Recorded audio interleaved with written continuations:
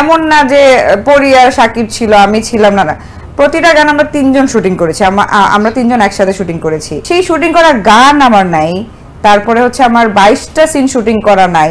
Even Shakib খানের সাথে আমার একটা রোমান্টিক গান ছিল যেটা পরে করা হয়নি, ধূমকেতু, হ্যাঁ মেবি 2016 এ, হ্যাঁ শাকিব খানের বিপরীতে।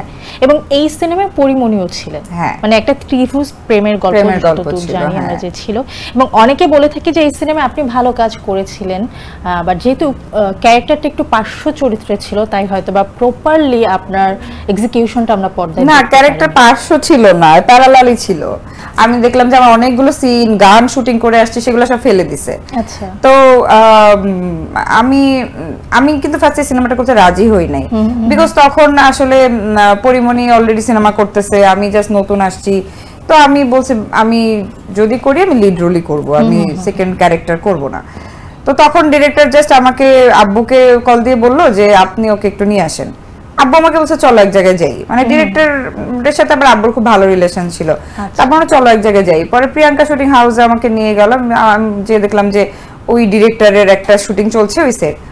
পরে ডিরেক্টর জাস্ট আমাকে স্ক্রিপ্টটা দিয়ে বলছে যে তুমি পড়ে দেখো, তোমার কাছে যদি মনে হয় সাইড রোল বা সেকেন্ড হিরোইন তুমি কইরো না, স্ক্রিপ্টটা নিয়ে যাও, তুমি পড়ো। স্ক্রিপ্টটা নিয়ে আমি পড়লাম। আমি তো তখনও না, আমি করব না, বিকজ আমি ছোটবেলা থেকে এরকম, আমি যেখানে যাব আমার প্রায়োরিটি থাকতে হবে, আর নাহলে আমি ওখানে যাবই না। যেখানে সাপোজ আমার প্রায়োরিটি না আমি সেখানে যাবই না, আমার দরকার কি শুধু শুধু কম্পিটিশনে যাওয়া। পরে ক্যারেক্টার পরে দেখলাম যে ক্যারেক্টারটা প্যারালালি ছিল। তারপরে I don't know what happened, কোন জিন পরি ভূত আসর করলো। তারপরে দেখি যে আমরা গান শুটিং করলাম, মানে আমাদের প্রতিটা গান কিন্তু তিনজনই ছিল, এমন না যে পরি আর সাকিব ছিল আমি ছিলাম না, প্রতিটা গান আমরা তিনজন শুটিং করেছি, আমরা তিনজন একসাথে শুটিং করেছি। হ্যাঁ, সেই শুটিং করা গান আমার নাই, তারপরে হচ্ছে আমার 22টা সিন শুটিং করা নাই। তো যখন এগুলো দেখলাম ফাইনালি এবং সেন্সরে যখন আমার কাছে খবর আসছে, তখন আমি তো ডিরেক্টরকে ফোন দিয়ে অনেক চার্জ করলাম।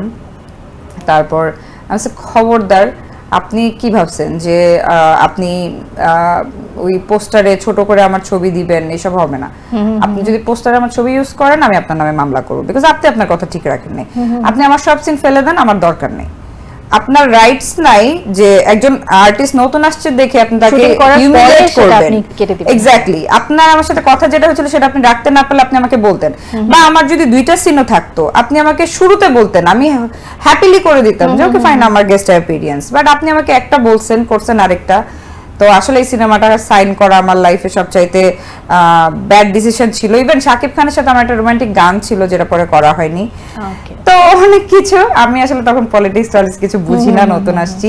আব্বুর সাথে তো খুব রাগারাগি, তুমি কেন নিয়ে গেছো আমাকে, এই হয়েছে সে হয়েছে। তো তারপরে আমি বলছি আমার কোনো সিন রাখা যাবে না, তাহলে আমি আপনার নামে মামলা করব। তারপরে জাস্ট আমার একটা বা দুইটা সিন যেটা না রাখলে হয়তো গল্পটাই ইয়ে হবে না, গেস্ট অ্যাপিয়ারেন্স দিয়ে ওটা রেখেছে।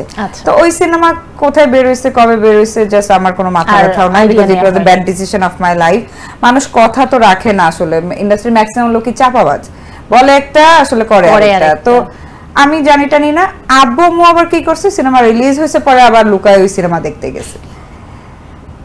আমি জানি না, আমাকে বলে নাই। পরে আমি অনেকদিন পরে শুনছি যে আমার দুইটা সিন ছিল এজ এ গেস্ট অ্যাপিয়ারেন্স। তো বলছে আমরা তো সিনেমাটা দেখছি, খুব খারাপ লাগছে, বিকজ পুরোটা টাইম তো আম্মু আমার সাথে ছিল।